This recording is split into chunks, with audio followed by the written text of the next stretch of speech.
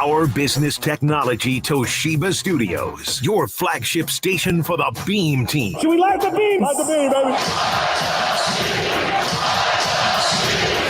Sit Down Sports. It's time for game night, getting you ready for Sacramento Kings basketball. He's got the bucket! Game night is presented by Power Business Technology, your locally owned and managed Toshiba copier dealer. Contact them at 844-POWER-BZ or visit them at powercopiers.com. Here's your host, Scott Marsh, alongside the high flyer, Henry Turner. And a very pleasant good evening to you. Welcome into Game Night, coming to you live from the Sacktown Sports 1140 studios. Kings in Denver tonight to take on the Nuggets. And who would have thunk this? But Sacramento a chance to sweep the defending champs tonight.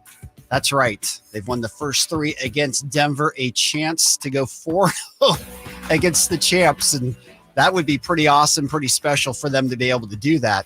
We'll break that all down in the next hour. We'll be with you until 5:30 tonight, getting you ready for the Kings and Nuggets. Kings Live pregame up at 5:30. G-Man with the call tonight, 6 o'clock.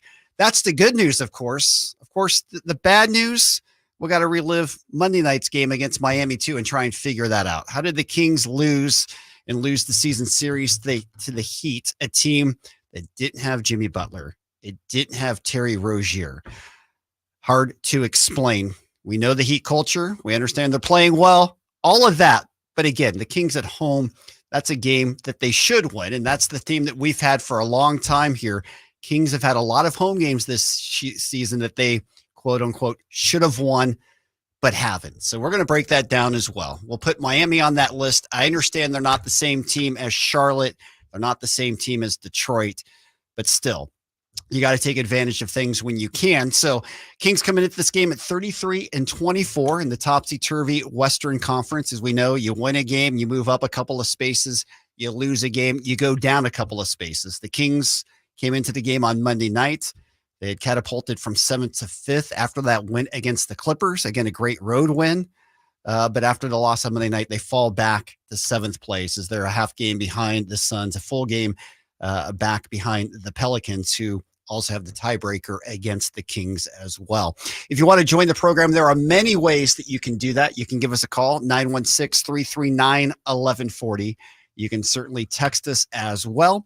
And we are now streaming in our YouTube. Go to Sacktown 1140 and get in the chat room. We'll be taking your comments there, and we'll be talking there during the breaks also. All right, as we look back at Monday night, the Kings, that third quarter was dreadful. Sacramento came out and just absolutely got run by the Heat in that third quarter. It was 36-19. That game was manageable at the half, and then the Heat outscored the Kings by 17 in that third quarter. They went up by as many as 20 points. And again, credit to Miami. It was a great game plan for them. They came out, they took advantage of Sabonis and the way that the Kings were defending the pick and roll, and they were getting their way to the basket. They were matching up well, taking advantage defensively of Kevin Huerter with Jaime Jaquez, who, by the way, Jaime Jaquez, we talk about some of the great rookies this year, and obviously Wemby, Chet Holmgren, they're taking up a lot of the oxygen, but Jaime Jaquez is as impressive a rookie as we've seen in a while. This kid was outstanding against the Kings on Monday night. He went for 26 points. He was 12 of 17 from the floor. Had 5 rebounds, a couple of assists. He had 4 steals as well, and he was crucial in that win. He looks like a guy who's been in the league for 4 or 5 years now. We know, of course, he came out of UCLA. He played the entire time there, so certainly he is a veteran, and he's jumped right in. And, you know, when we talk about Eric Spoelstra and the Heat system, boy, what a great pickup for them to draft him in the lower end of the first round. That was a great find for the Miami Heat, and give Eric Spoelstra credit too. I mean, this was one of these games. I think Mike Brown, when he went back and he watched the film, he's like, yeah, you know what? This was a situation. Maybe if I'd made some changes earlier in the game, the outcome might've been a little bit different. The Kings went to that zone in the fourth quarter. It was very effective. Obviously, they were racing to get back in the game as well. There was a sense of urgency that the Kings finally played with in that fourth quarter, got themselves back to within 2. But they couldn't come all the way back as Miami was able to hold on. But the zone worked very well. And again, in the situation when they went in zone, the Heat, their advantages, they weren't able to exploit them as much. I think, the one thing we have seen from this Kings team all season long is that physicality obviously bothers the Kings. Sabonis, for everything that he does well, he does so many things well, as we heard Perk talk with Kevin and Kyle during the Drive Guys. I mean, he does deserve MVP consideration. But Sabonis does struggle against physicality, especially inside of time. It's not that Sabonis isn't a physical player. It's just, Domas is not a shot blocker by nature. And when he matches up against somebody who has the ultimate strength, like an Adebayo, it's a tough matchup for him. It's very reminiscent of what we saw in the Golden State series last spring, when you get a Kevon Looney, somebody who doesn't get knocked off his spot when Sabonis goes straight into his chest. It's a tough time for Sabonis. And that's right now the area that the Kings are going to have to figure out here. How do they guard against that? How do they attack that also? Because, again, this is going to be an area as the Kings move towards the playoffs and trying to angle for a top 6 seed. These are things that they're going to have to figure out here. How are they going to be able to attack that? What is Sabonis going to be able to do from the elbow offensively? What are they going to be able to do down low? Because, again, the Heat went to the matchups with Sabonis, and when Sabonis dropped down, they had easy mid-range jumpers. And when he came up in cover, they were able to move it around and exploit other one-on-one opportunities. So certainly a tough matchup for the Kings. Mike Brown afterwards, as we said, I think he said in retrospect, they probably would have gone to the zone a little bit earlier. It'll be interesting to see if we see them play a little bit more zone throughout the remainder of the regular season here as we go to the playoffs. I think that's the one counter move that they can make. Obviously, we saw no JaVale McGee. Alex Len is hurt too. That was something that, certainly from a coaching standpoint, it'd be interesting to see if they try to use some of that length as well. For Sabonis, though, I mean, what can you say? Another triple-double, his third straight, his 21st of the year, his 52nd double-double on the year, leads the league in that. 40 consecutive double-doubles now. He's one of 10 players in league history who have 40 consecutive double-doubles. I mean, it's just incredible, the numbers he's putting on and the names of the people that he is actually being mentioned with. We talked about when he reached the 20 mark for triple doubles in a season. I mean, the list is so rare and so amazing. Sabonis now with this stat also is just in rarefied air in NBA company, almost second to none right now. And you have to continue to give it for Sabonis, who is playing at such an elite level. As for De'Aaron Fox, he's listed as questionable for tonight's game. So that's something that we'll be watching too. We'll get to the injury report later on. He did go through shoot around earlier today. He did have a sleeve on his left leg. Knee contusion happened early in the game on Monday night, obviously played through it. My anticipation that he would play tonight. Anytime you're questionable on the injury list, that usually is at least 50-50 or better that you're going to play. And with Fox going through the walkthrough today, obviously a great indication that he will probably play tonight as well. So that's all going on tonight. And of course, for the Nuggets, well, they don't want to get swept tonight. They're going to bring their best against Sacramento. And they're going to be fully healthy tonight too. I mean, that's one thing Denver has not had against the Kings so far this year is health. Everybody ready to go tonight. KCP will be guarding De'Aaron Fox tonight. He is back. They've got Jamal Murray back. And of course, they've got the Joker, who will be very motivated as well, as Sabonis has played great against them this year. The Joker coming in with 3 straight triple dubs as well. So you've got a matchup of 2 players who are coming in with 3 consecutive triple doubles in this game tonight. So that will be a great matchup as well to watch this evening. So it's part of a tough week for Sacramento. They go to Minnesota on Friday, and that won't be easy as well, although the Kings have won against the T-Wolves earlier this year in Minnesota. That was part of the play-in series that pushed them into the quarterfinal round with a great win in Minnesota. It was one of their best wins of the year. They'll try to repeat that before coming back home to take on the Bulls. Our post-game coverage and pre-game conversation with Mike Brown being brought to you by Folsom Lake Honda, your one-stop Honda shop. As for the points in the paint on Monday night, if you look inside in that game, Sacramento had 50 points in the paint. The Heat had 60. And again, talking about how the Kings were getting exploited inside the paint and not really scoring inside either. It's not just on the defensive end. It's on the offensive end where they struggled against the Heat team that, again, give them credit. No Jimmy Buckets, no Terry Rozier, no Tyler Hero either for that matter. And they just continue to roll. They won in Portland again last night. They've won 8 of their last 9. They are making a move. They're 33-25 overall as they continue to move up the Eastern Conference. All right, points in the paint. As always, each game brought to you by RT Painting, your reliable and trusted painter in the Sacramento market since 1998. We'll take the break, come back. We'll continue to break things down with the Kings. We'll go around the league as well, get you caught up on everything else going on in the association. The Knicks, well, they filed a protest after their loss to Houston last week. That has officially been denied. And of course, I don't know if you saw the game last night in the Garden, but the Knicks got a great no call that went entirely in their favor. Another one that, I mean, could have been protested as well. Probably won't be. How about Max Strus, that 59-footer leading the Cavs past the Mavs? We'll talk about that all and more if you want to join us, 916-339-1140. It's Game Night right here. Sacktown Sports, 1140. All right. We are live on YouTube. Hi, Scott. What's up, Kyle? How are you? I'm doing fantastic today. Happy to be here, ready to rock and roll. I'm excited for today's game. This is a big game. I know we get up for all these games, but I am genuinely enthused for today's Kings game. Yeah, against it's a big the one. Nuggets. You know that the Nuggets are going to give their best. And additionally, the last time the Kings played the Nuggets, obviously they didn't have Jamal Murray, but that was, for my money, the best offensive game the Kings have played the entire season. Most efficient, best offensive game they played was at Golden One against the Nuggets a couple weeks ago. So I am very excited to see what they have in store tonight. Well, you know you're going to get Denver's best tonight. Yeah, you would imagine so. You're going to get Denver's best tonight because they haven't beaten the Kings. They're upset about it. They're at full health. They're at home.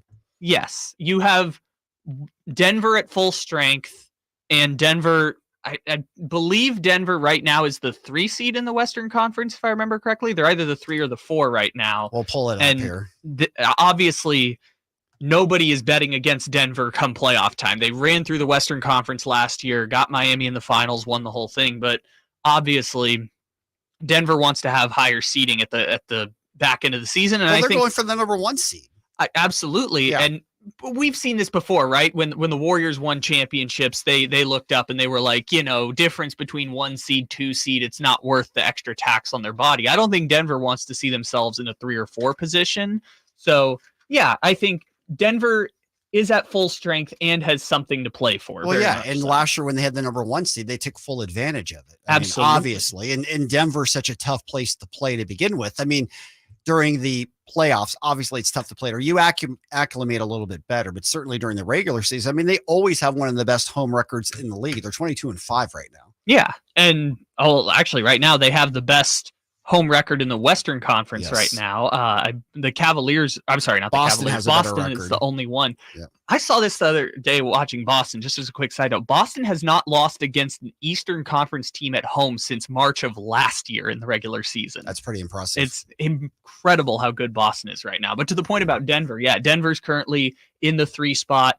With a loss and a Clipper win, they would fall down to 4. So Denver very much, I mean, they've already lost the season series against the Kings, whatever. The Kings and Nuggets aren't in the same tier when it comes to tiebreakers, but you're spot on. They absolutely are at full strength and definitely would like a win. Oh, Michael Malone is desperately wanting this win tonight too. Yeah, for sure. I mean, I don't know the relationship Michael Malone feels about like playing Sacramento or going against his old team or anything like that, but yeah, I mean, he was upset after they dropped that game right before the All-Star break. Oh yeah, no, he was really upset. And that was the game. It was interesting because I mean, Jokic had a bad game. He picked up that technical foul. Denver was ahead, and then I mean, from that point on, the Kings ran them, and Darren obviously closed that game out big time. Yeah, and I was surprised that they got up for that because I believe it was on a first of a back-to-back or second of a back-to-back, I believe. But it was the second out of the back-to-back. It was the last game before the All-Star break.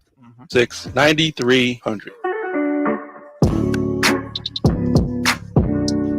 Welcome back into Game Night right here, Sacktown Sports 1140. Game Night is always brought to you by National Garage Door. Call today for your basketball special, 916-638-4554. Kings in Denver going for the sweep. That's right. They're going for the sweep today. See if they can get 4 straight against Denver. That would be a big-time accomplishment. As the High Flyers here, we'll get his thoughts on this. Henry, got to go back to Monday night, though. Sorry about that. You know what? Hey, right about now, Scott, rightfully so. Go ahead. Yeah. This might be the first time you hear me say this, but rightfully so, go right ahead. Well, it's just, when we talked in Game Night 2 nights ago, it's like, how many times has the schedule set up like this? Kings get a great win. They come back home. They're playing what seems to be a winnable game, and they lay an egg. I know they came back in that game. They made some adjustments. They had a chance to win it. I mean, not just came back, but they get down 20 points in that third quarter and only scored 19, give up 36. It was a pretty bad effort. Scott, let's call it what it is. The Heat just really, from the jump, outplayed the Sacramento Kings. They played at a whole different level, understanding that, okay, they have some guys out of the rotation, but their guys from the bench came in and played like nothing had ever happened, like they were starters. They were all stars out there. Yep. I mean, the Kings really didn't play bad, Scott, but Miami took it to another level. They really came out and just outplayed us physically. I mean, I'm talking back cuts. Yep. I'm talking back screens, getting out in transition. Every play they made, it just looked more harder and more crisp than what we were doing. No doubt. And they exploited every mismatch too. And what we saw, with Kevon Looney last year at Golden State, Bam Adebayo pretty much did the same thing. I mean, they were allowing Sabonis to stay on the high post. They exploited that defensive matchup too. Every time that Sabonis fell low, they had easy mid-range jumpers. You know what? Very smart decision on Coach Spo. Because for one, Sabonis got into foul trouble early. He got 2 quick fouls. You're right. And then they understood that he couldn't even play physical with Bam now because Bam is the type of guy, unlike Looney. The Warriors don't run the offense through Looney. But Eric put Bam in the low post and said, give him the ball every time. Either he going to score or Sabonis is going to be out the game. One of the two is still a plus for them. And then here's the crazy part about this game, Scott. Yep. They went into a quirky matchup zone, an elementary matchup zone, and the Kings looked like this was something from the future. They could not score against the zone. You get the ball into the middle, you make the defense collapse, you either drive, score, or kick out for threes, and the Kings couldn't figure that out. And you know what's even crazier than that? The Kings said that worked for us. They ran it against Miami, and it worked against Miami. Yeah, once they played the zone, they almost came back and won that game. And again, I think what it was is it took away some of the physical advantages that Miami had. You know what? I was looking at the game, Scott, and I'm like, first of all, wow, the Kings cannot break a zone. That's what you learn in elementary school and high school. Kings can't break a zone. And then when the Kings went into the zone, I was really bewildered. I'm like, look at here. Is this an NBA thing? Yeah. Miami can't break the zone. Kings start playing hard. They start getting passing lanes. And it's this matchup zone to where it fools you at first, Scott. When you bring the ball up, you got a man in front of you. Yep. You think it's a man-to-man. Once you pass and cut through, he just hands you off to the next guy. You don't figure it's a zone until you're like, wait a minute, my guy is up there. Now the time is clicked off. You're scrambling. It works. Yeah. All right, let's go to the phone. Sam, welcome into Game Night. How are you, my friend? Hey, good. Hey, thanks for taking my call. I Of course. always enjoy listening to you guys. Thank you. Hey, a couple things before I get to my point. Yep. I think Sabonis, during the Clippers game, he probably had the best game of the year against the Clippers, the way he played in the paint, the way he banged, he got the rebounds. And then, like you said, the last game against Miami, somehow he might have got a triple-double, but it was the worst triple-double I've seen in a long time. So I love Sabonis, but I think maybe the coaches need to do something a little different that game. So my point is when you say that a team plays down to the competition. Mm-hmm. Does that mean the players play down to the competition? Or does that mean the team, which includes the coaching staff and all that, they also coach down to the competition and not rise to the level? Because when you play down to the competition, the players do, it is then up to the coaches to rise above that level so they don't fall into the same trap. And I think Brown fell into the trap. Sam, appreciate that. We'll answer that for you. What's your thought on that, High Flyer?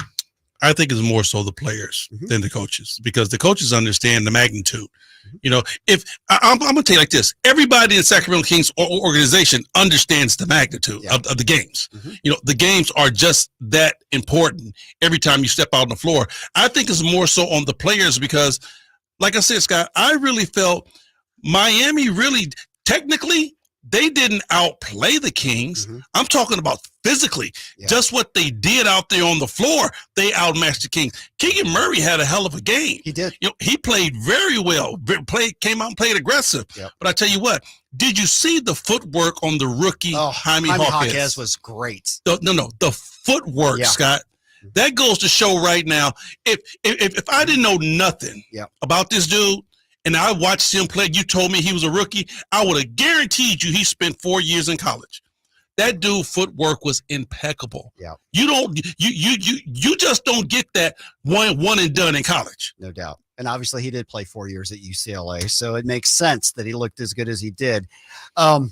We talk about Heat culture. We see their shirts. It says Heat culture on that. We all understand what that is, right? Regardless of who they have out there, what man it is, they're going to give you everything. I don't think anybody's surprised by the way Miami played on Monday night. So the question I want to throw out today, what is Kings culture? What does Kings culture mean to you? Like if somebody had a shirt on and it said Kings culture on it, how would you identify that? Is there Kings culture? Honestly, Scott, they're still trying to build it.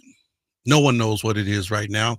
They are still trying to build it. You know, I would say Kings culture, if you can even quantify it right now, would be pace up and down. That's certainly what it was last year. That's the best thing that I can say because, you know, you really can't, when you talk about culture, that's something that you lay your hat on. You know, that's something that you bet the team on. Well, we know it's not defense. Okay. 3-point shooting hasn't been that nice for the Kings for them to say, okay, it's our 3-point shot. You know, the closest thing that you could say is that, okay, the speed of the team really can affect and really, you know, hurt, you know, your adversary over on the other side. Yeah.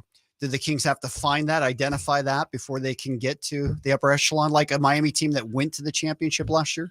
You know, the Kings are going to have to get to the point, and I don't know if this is a veteran thing. I don't know if it's a coach thing or whatever, but they're going to have to get to the point to where they play consistent ball and understand that it's just certain games you have to come out and do certain things. You know, the game against Miami, I really thought the Kings were going to come out and just outplay them. Not because of the Heat culture and all of that, but just because of the magnitude of the game. You just had a great win on the road in LA. You're coming back home and you're playing an undermanned Miami team. I thought the Kings were going to come in and just mollywop the Heat and really let them know that, okay, you know, this is our house. It's tough to play in G1, and it's really tough to come in here when you're undermanned. Well, really? None of that showed up the other night against Miami. Now, why does it feel like the Kings' worst losses come at home and not on the road? I wouldn't say that because they lost to Detroit at home. They've lost to Charlotte at home. But both of those Houston losses was on the road. Yeah, that's true. Those were stinkers. And those were stinkers. They were. You know, the thing about it is that when you look at it from that standpoint, why do the Kings lose the teams that they're supposed to beat? Yeah, that's the better question. That's the better question right there. When you look at it on paper and you look, how many teams have come in here undermanned and We've got had the several. Kings? Yeah, there's been several. That's the problem right there. Yeah. You know, because when the Kings face teams that are fully healthy, like Denver, okay, I understand Murray didn't play the last game, but Denver has a plethora of guys you can put in that spot and still play well. Same thing with LA. Okay, Paul George went on the floor, but Powell came in and gave you 21. That just shows you what type of firepower they have coming in off the bench. Kings played well against them. How do you let Miami come in with 2/3 of their starting five out and half of their bench out, and you let these guys just play the way they wanted to? They got up 20. Miami went up 20 on them. Exactly. That third quarter is where they just gave it away. It felt like that last 4 or 5 minute stretch of that third quarter, it was almost as if they had just, their will had given in. You know what? I won't go that far, Scott, but I'll tell you what. When they see that zone, it's almost like, okay, our offense has to be fast. Whenever we decide to walk the ball up, that's asinine to me. When they see the zone, it was another one of those things where they walked up and they were trying to figure it out. Yeah. Instead of coming up, crisp pass, running your offense, they coming up looking at the zone saying, okay, where I go now? What do I do? Where do I supposed to be? You have to attack the zone. The zone has to be attacked in the middle. And I'm going to tell you right now, Sabonis can't be that guy because he can't shoot that free throw line jump shot. I would have put Trey Lyles right there in the middle, or I would have went small. I would have put Harrison Barnes right there in the middle. How about De'Aaron in the middle? Nah.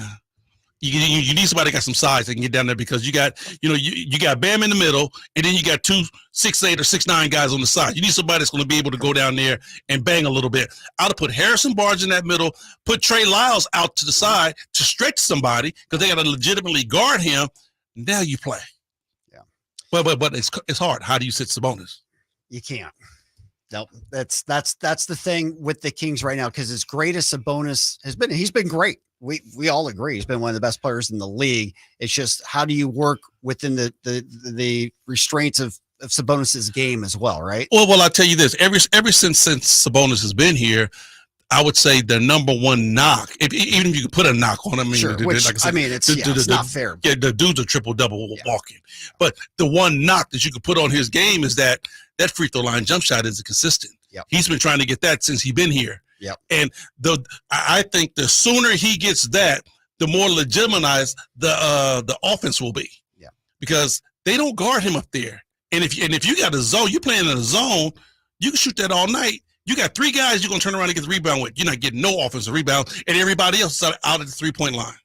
No doubt. And I would say if there's Kings culture, it's the way Sabonis plays so hard every night, right? I'll give him that. Yeah. But that's Sabonis, so it can't be Kings culture, because everybody on the Kings don't play that way. If everybody on the Kings played that way, we wouldn't be talking about this right here. No doubt. If we could make Sabonis culture Kings culture, that'd be a pretty good culture. You know what? We can ride with that. That will be something. That will be something that you can lay your hat on. All right, we'll take the break. When we come back, we're going to go around the league, catch you up on all the other news going on. Some great games last night. Lots of games going on this year as well. As we talked about the Warriors, Steve Kerr inking that 2-year extension. His quote was, "Let's keep it rolling." We'll talk about that as well. It's Game Night. It's being brought to you by the Big Brothers and Big Sisters of Sacramento. If you're interested in being a volunteer mentor to a kid who could use an outside mentor, great program. Check it out, 916-643-9300, or visit bbbs-sac.org to learn all about becoming a volunteer mentor. More of Game Night right here, Sacktown Sports 1140. Harrison Barnes. All right. We are live on YouTube and still scouring the internet for some De'Aaron Fox updates. Okay, I bet you he's playing tonight. The latest from our friend Chris Biederman is that, same as he said, he's going to go through pregame routine and then determine his status after the fact. We'll see what happens. We will see what happens. All right, what's going on in our chat? Nothing too crazy. People are happy to see each other. I know I'm excited for this game tonight. You mentioned something earlier that I wanted to bring up, the Max Strus 50-foot heave to win, 59-foot heave to win the game. The Kings years ago had one of those that I still see get surfaced every now and again. Evans against the Grizz from half court. But like most of the time you don't see those anymore, because people have realized that the better inbound play is to throw it to the 3-point line and hope that your player can catch it and turn around. A la Harrison Barnes. Yep, exactly. Yep. Yeah, so I just thought it was fun because that never happens anymore. And it's not like, there's less situations where you're down 1 with no timeouts or whatever. It's just that people have figured out the better strategy is to not inbound it in the backcourt and throw it 59 feet running. It's to just chuck it to the 3-point line and see if you can turn around and make it. Yeah, but if you've got a running shot anywhere near half court, that is a decent look for an NBA player. It is. It's a decent look. That's a makeable shot for most NBA players. My first instinct was to say maybe not, but I think you're kind of right. You're laughing, High Flyer, but I tell you what, I watched this just with UC Davis. Okay, when I go to their practice, okay, Right. every team ends their practice shooting half court shots. Okay, and when they're uncontested, That's crazy. I But see- anyway, I see 4 or 5 made all the time. Like I would say the percentages are at least better than 10%. I'm not saying it's a great look. Don't get me wrong. I'm not saying it's like the preferred shot, but it's a makeable shot. It's not a prayer and a miracle shot is all I'm trying to say. okay. I mean, I will say this. If you get the ball and you're on the run, Yes. you can heave something up that far. Yes. A lot of guys in the NBA can knock down logo shots. Yes. Dame Lillard, Steph, it's a whole bunch of guys. You see them shooting Hey, regular shots from it's a whole bunch of guys who can shoot comfortably Yes. from there. From where he shot that ball from, It was 59 feet out.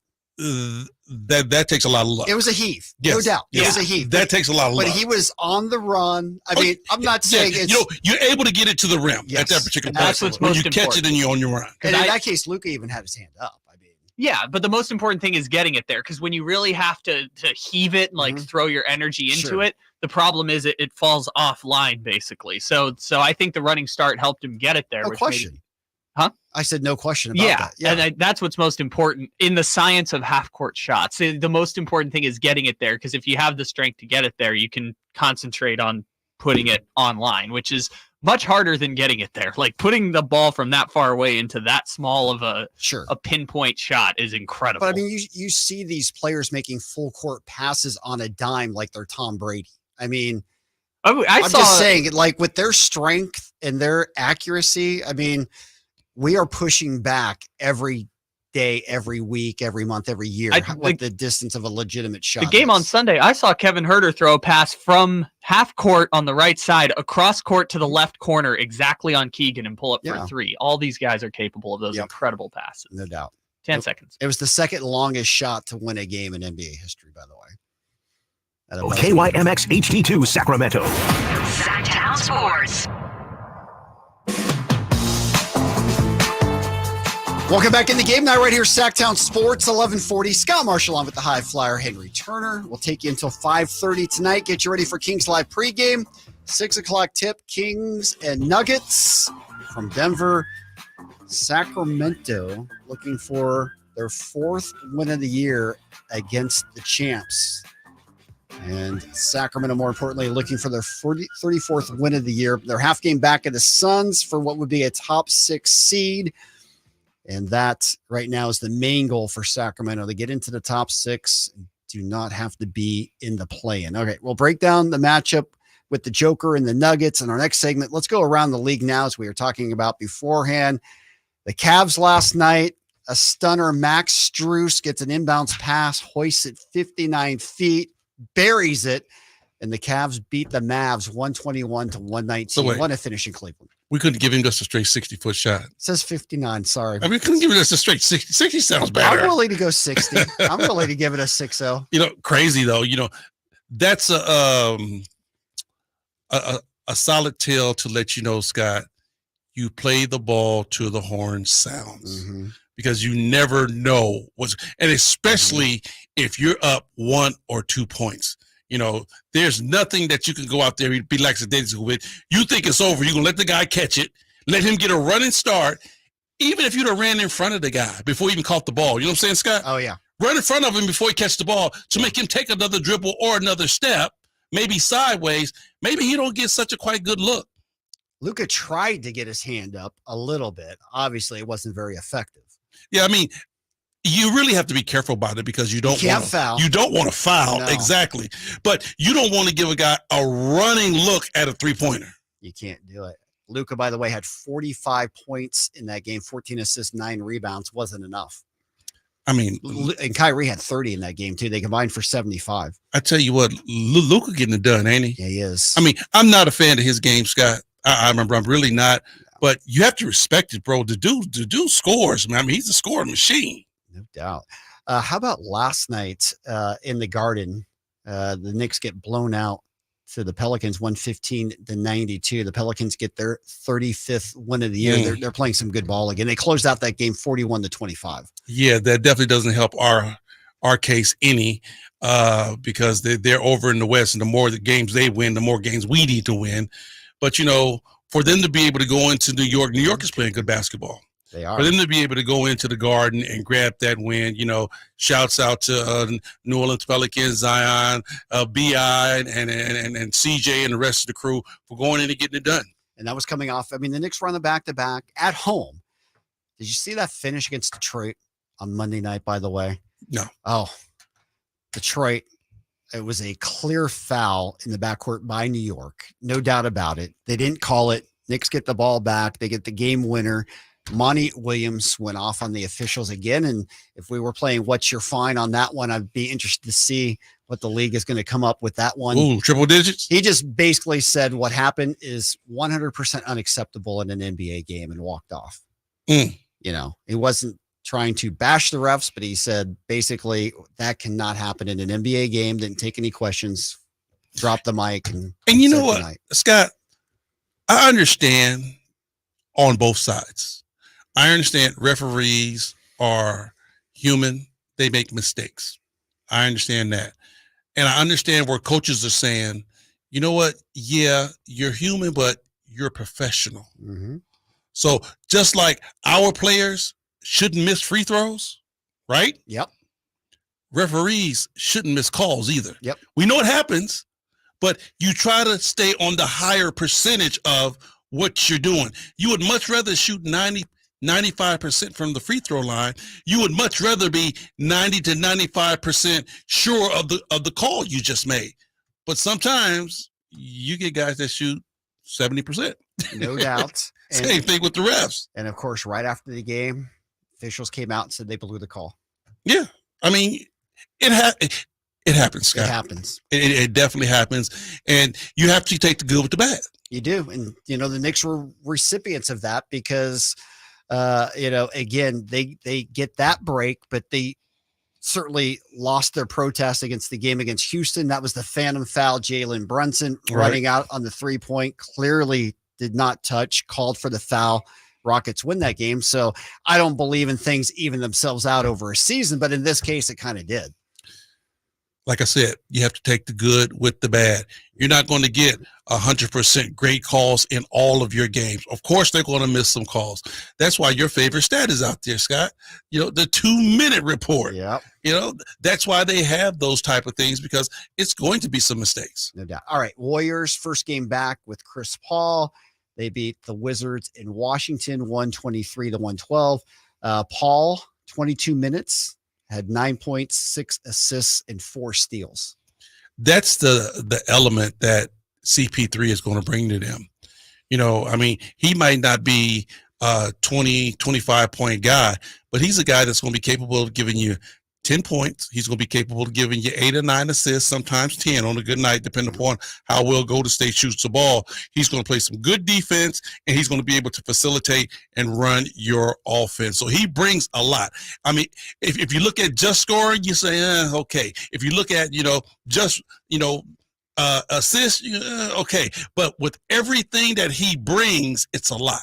Yeah. And then you got Thompson off the bench. He had 25 points in 27 minutes.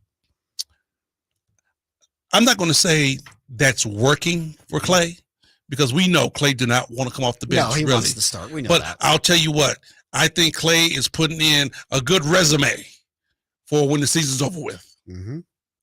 Letting everybody know I can still go. I'm coming off the bench, but I can still go. Who wants a hired hand? Who wants a hired gun?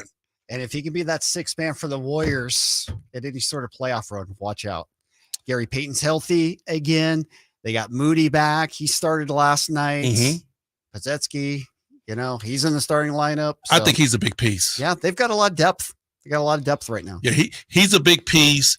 And then I think, the way Kuminga has come on, he's a big piece also. Yeah, no, the Warriors, 9 of 11. They definitely have turned things around. They're 3 games above 500 right now. So their fortunes definitely right there. And again, as we talk about the West, I mean, really 1 through 10, Scooter, there's not one team you could not say could not make a run. Scooter, it's going to be tough because a lot of teams have got their guys together. They got their guys healthy. You know, we just talked about New Orleans. All right. Yeah. New Orleans is another team that's going to be scrapping. You have us down there. You have the Lakers down there. You have, Dallas is right there. Yeah. Phoenix is right there. Yeah. And all of these teams are starting to play good basketball, man. So it's going to be a dogfight big time. No doubt. All right. Speaking of tonight, Pels are in action. They're losing in Indy on their second night of a back-to-back right now, 40-24. Mavs leading the Raptors in Toronto, 36-34 later on tonight. Grizz and T-Wolves. Of course, Sacramento will be in Minnesota on Friday. You got the Cavs and the Bulls. The Battle of LA tonight, Lakers and Clippers. Lakers are 3 games above 500. The Clips are 18 games above 500, 37-19, and they've owned the Lakers of late. The Lakers won the last game, but beyond that, Clippers have absolutely owned that series. You know what? It's not really hard to see how the Clippers, are playing good basketball. They have a good team, man. I mean, not just the 4. The 4 is what we all, just really focuses on. They got a lot of good guys coming off the bench. Yeah, they do. And then Ty Lue is definitely a player's coach, to where he gets the most out of his guys. His guys buy into what he's selling, and he's got the Clippers playing pretty good ball.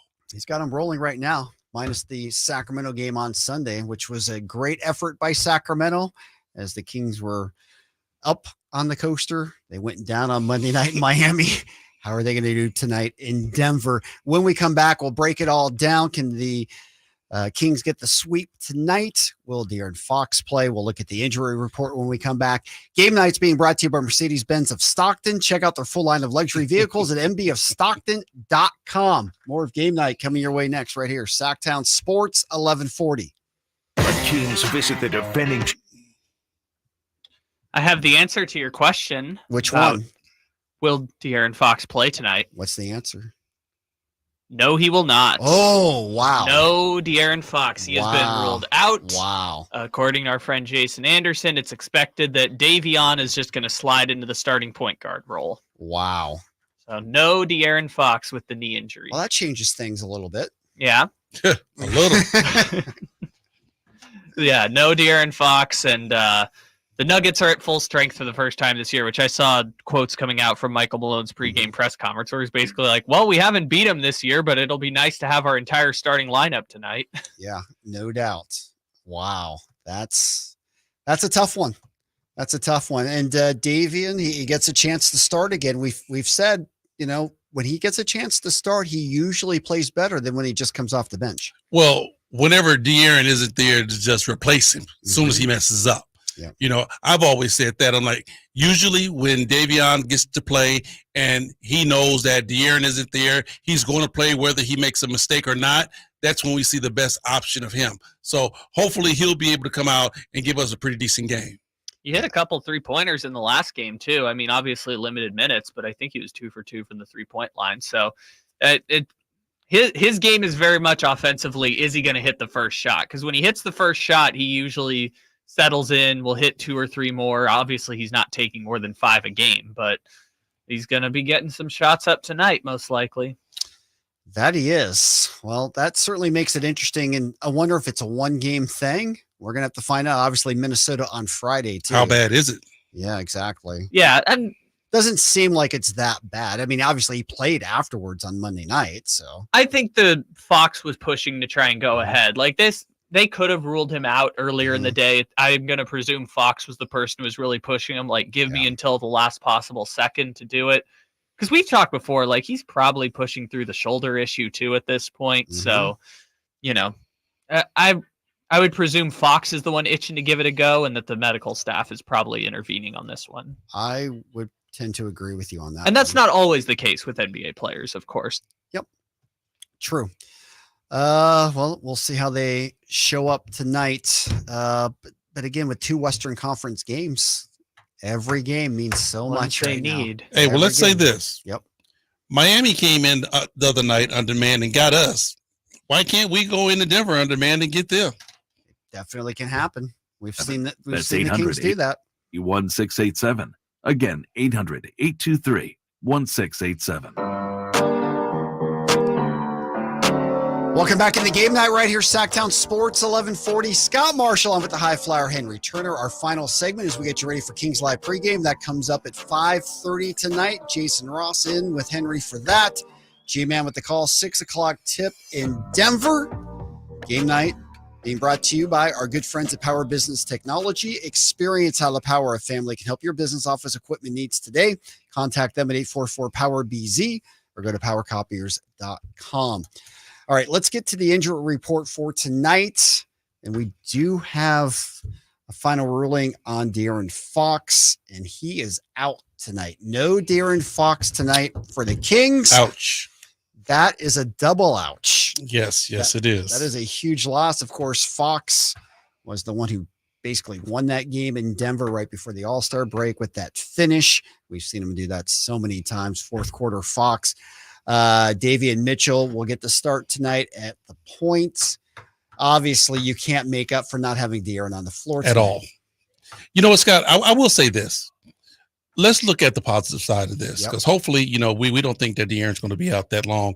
But let's look at it like this. Hopefully, Davion will be able to get some minutes and get some confidence back going, because we're going to need this kid on the long haul. For sure. It might be another game to where De'Aaron might need to take a break. He might be tired or, just dealing with a couple of ailments. But we need to get Davion Mitchell kind of back to where he was, to playing solid basketball, because I still think he's still trying to find his way on this club. Yeah, and how about Keon Ellis, too? I mean, who played for a while, hasn't played at all. It'll be interesting to see, if he's running at the, You know what? backup.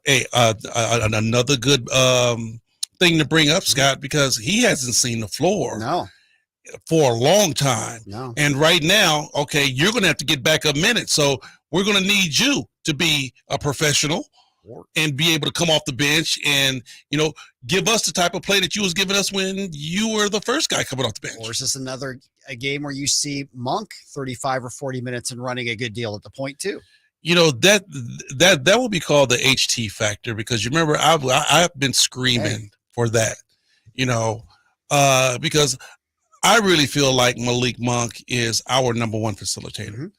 He gets everybody else involved, and that's why I ride this so hard, Scott. I understand what Malik brings as far as how he can score and how he can be very explosive, knock down threes, get to the basket and score on his own. The reason I ride is because I feel like he gets Sabonis easy shots. He gets Keegan Murray, Herter, Trey. He drives and kicks better than anybody else on this team. He makes the other guys get involved. And sometimes Malik doesn't have to have a Herculean night on the offensive end if he's getting all those guys good looks at the basket. Yeah. All right. Well, it's been Denver, the team that hasn't been at full strength against the Kings. As we said, no Jamal Murray last time. Contavious Caldwell-Pope has missed time as well. Both of them back tonight. The Nuggets are fully healthy tonight. The injury report brought to you by the Arnold Law Firm, providing justice for you since 1975. If you're injured, call the Arnold Law Firm at 916-777-7777. That's the Arnold Law Firm, 916-777-7777. All right, so the Kings face the Nuggets at their best on the road tonight. This is about as tough a challenge as you can have in the NBA right now. Bro, you're going up against the champs. They don't get no harder than this, Scott. You're going up against the champs. You're going up against a team to where you really mollywopped them this year because they have been undermanned. Yeah. You've beat them on their home floor. They finally have gotten healthy. And like I said, you stroked them the last time you were in their building. You got a couple things you're going to have to get over. And I'm pretty sure they haven't forgot the last time you walked in that building. No doubt. And obviously you've got the great matchup of Sabonis and Jokic, both players coming in with 3 consecutive triple doubles. Wow. First time that's happened in NBA history. That's a pretty cool thing. Sabonis, 53 double doubles, 21 triple doubles. He's recorded 40 consecutive double doubles. As I said earlier in the program, 1 of 10 players in NBA history that post 40 consecutive double doubles in a single season. We'll start with, of course, everything starts and stops with records with Wilt Chamberlain, of course. There you go. Elvin Hayes, Moses Malone, Walt Bellamy, Bob Pettit, Elgin Baylor, Jerry Lucas, Kareem Abdul-Jabbar, and Kevin Love's on that list too. Scott, let me say this about what our caller said. Mhm. And I'm going to have to disagree with him. Okay, with Sam? Yeah, because he was like, Sabonis had the easiest triple-double. Sam, let's get this straight. There's nothing easy about a triple-double. Now, let me throw in there. I don't think he meant easiest. I think he meant Meaningless? Meaningless, yes. Okay, I will give him that. That's what I think he was trying to say. But what I'm saying is that there's nothing easy about a triple-double, Scott. No, he went 14, 14, and 10. I think what he was saying, impactful, right? I think that's what he meant to say. Because Adebayo had 28 points and 10 rebounds and 7 assists himself. Once again, if you want to say impactful, there's nothing easy about a triple-double. And if you go out and get a triple-double on any night, you didn't impact the game in a positive way somewhere, somehow. So it's kind of hard to say that when a dude get a triple-double. I'm with you. I'm going to stand up for Sam. I think that's what he was saying. Okay. All right. As for Joker, his third straight triple-double against the Warriors, 32, 16, and 16. He's the first NBA player in history to record 3 straight triple-doubles with at least 14 rebounds and 14 assists. And you look at this guy and you watch the way he plays, and you're like, I know y'all not talking about this dude right here. I know you're not talking about this. He lumbers up and down the floor. He can't jump. He has no above the rim game. But boy, I mean, he just takes over a basketball game and will single-handedly beat you. No doubt. And he had 4 steals against the Warriors, too. And he has quick hands. All right. So Sabonis has had good success against the Joker this year. Why do you think that is? I mean, obviously, Sabonis is a great player, but I'm just saying it's a tough matchup size-wise. You know what? I will say this about the Joker. He's built like a Sub-Zero refrigerator. Mm-hmm. But he really don't like contact. That's true. The physicality is not quite the same. Yeah, he really doesn't like, he doesn't welcome the contact like some other guys do. Yep. And I think that's where Sabonis is able to get his shot off. You you talk about Sabonis trying to go up against Bam Adebayo. He didn't move Bam not one iota. No. Bam really went body for body with him. Same thing like Kayvon did. Kayvon went body for body with him. You very rarely see the Joker go body for body with him. I mean, he uses his strength, but not like that. And Sabonis has a speed factor on him, too. Of course, and he has the speed factor. Yeah, I think those are great points. All right, we know no Fox tonight. What are some of the keys tonight for Sacramento? They got to play hard. They have to play hard, Scott. I mean, you are making a mad dash for a playoff berth. You can't come out and play lackadaisical. You can't come out and say, okay, the game is going to come to us. You really going to be able to – you're going to have to go out and play physical, man, like Miami did. Miami just straight was more physical than Sacramento. They didn't just, out-execute them. They were more physical in how they played. Finding the mismatch and saying, we're not going to just – elect to shoot 3-pointers. We're going to throw it down low and let Kevin Love go to work on those smaller guys. We're going to let Jaime Hawkins put every little small guy you got. We're going to let him put him in the chamber. Play aggressive. They're going to have to. All right. That's going to do it for game night. Tim, sorry we weren't able to get to you today. We'll get to you on Friday if you call in. Coming up next, Kings Live pregame. Jason Ross in for that with the high flyer. 6:00 tip tonight. G-Man what they call. Keep it tuned here all evening long. The Kings bring out the brooms. They're going for the sweep tonight right here on Sacktown Sports 1140. Keep it here to Sacktown Sports for the Sacramento Kings push toward the postseason. Get analysis from our local shows, breakdowns from our Kings insiders, and all the